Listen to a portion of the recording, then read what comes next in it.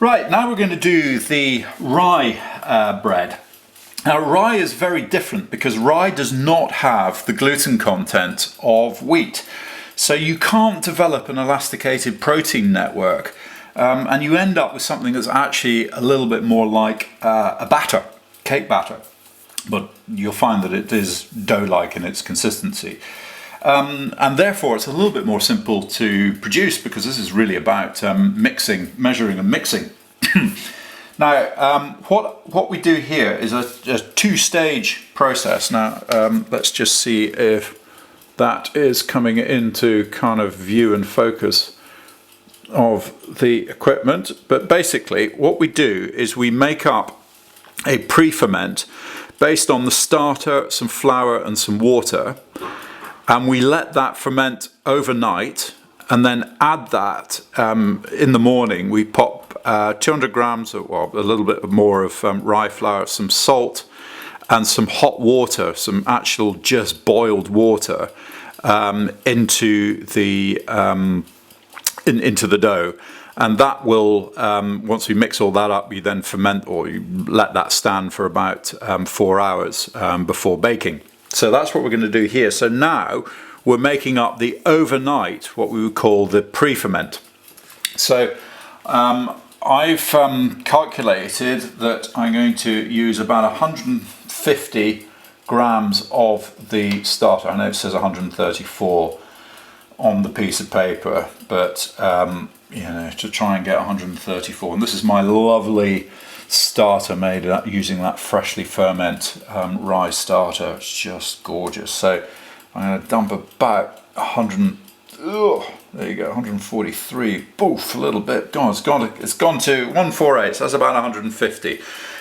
Just so you then know, is that what we do with the remnants of the starter is we pop it back into the jar, which we hold in the fridge. That goes back in the fridge, and what you've done is you've introduced fresh food, basically fresh rye flour, into the mix, so it just keeps itself going. Obviously when you put it back into refrigeration, it goes a little bit dormant and isn't quite as active. There's still some activity that bubbles away there quite quietly, but basically that holds it nice and dormant for a while. So I'll close that and I'll put that in the fridge after I have done this bit. Okay, so that's my starter. So I'm starting with that in the mixing bowl. I'm then going to add 200 grams of rye flour. I'm using a light rye flour in this, again, Wessex Mill, again, for those of you in Chester, bought from Francis Thomas and Northgate, but you can also get it from other retailers. Waitrose do quite a nice range of rye flours. So we're just putting 200 grams of flour in here, and this is going to get going nicely. 160, 170, 180, 180, 190. Right, that's just over 207. That's fine. So I'm going to take that off the balance now. I'm now going to drop in a couple of hundred. Actually, I've measured out in that only 150 mil. I want a bit more than that. I want closer to 250, 300 on this. And horror of horrors, I'm going to stick a little bit of yeast in here just to help with the fermentation activity. You see, not quite as much as I put in the wheat dough, and it just helps boost things along a little bit.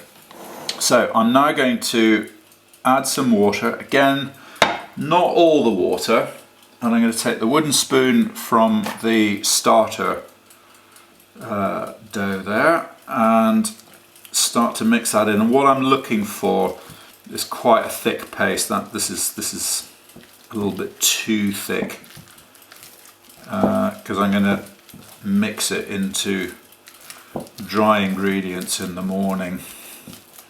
I don't want that too stiff. I want that to be quite fluid. but not too fluid. So you see at the bottom of the bowl, you've got a sort of liquid, muddy, sludgy thing, and as I incorporate and pick up more of that water, that free water in the bottom, and get it included into here, I'm getting quite a thick, rich paste. I'm going to put just a little bit more water in there.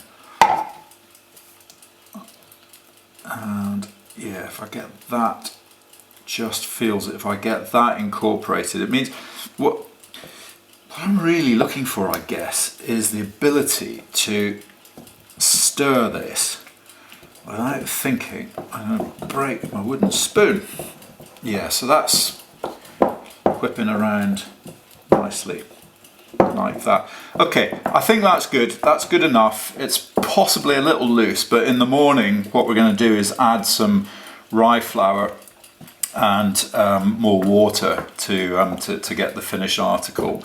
So that's fine. We can adjust the consistency when I do that. So this, I am going to cover this to ferment overnight because this fermentation stage is what will happen is that it'll get a bit of a crusty crust, which you don't really want for to incorporate into the main bread dough. So I prefer not to get that. There's plenty good bacterial action going on with the starter. I don't need to attract wild yeast from the atmosphere. So I'm going to put a plate over this bowl and keep it all incorporated within itself. And then in the morning, what we'll find is that surface is sort of all bubbling up. No, God, I've just gone and picked up thing there. Right, is you'll find that this that the surface of this is bubbling away nicely. It's probably all a wee bit cracked and all that. So as the fermentation activity gets a hold of it, that's what's going to happen.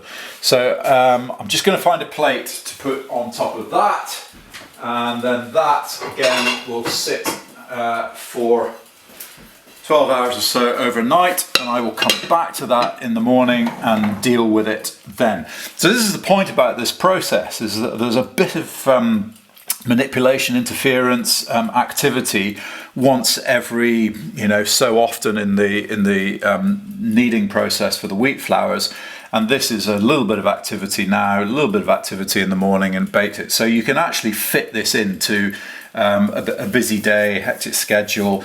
Doesn't matter how long you leave that fermenting overnight. So if you made that up, at 4 o'clock in the afternoon or 6 o'clock in the afternoon and let it ferment overnight, or 8, 9, 10 o'clock tomorrow morning, or even 6 o'clock in the morning, doesn't really matter. It's a very forgiving process in what we're trying to do here. So we'll come back to that in the morning and pick up the next stage then.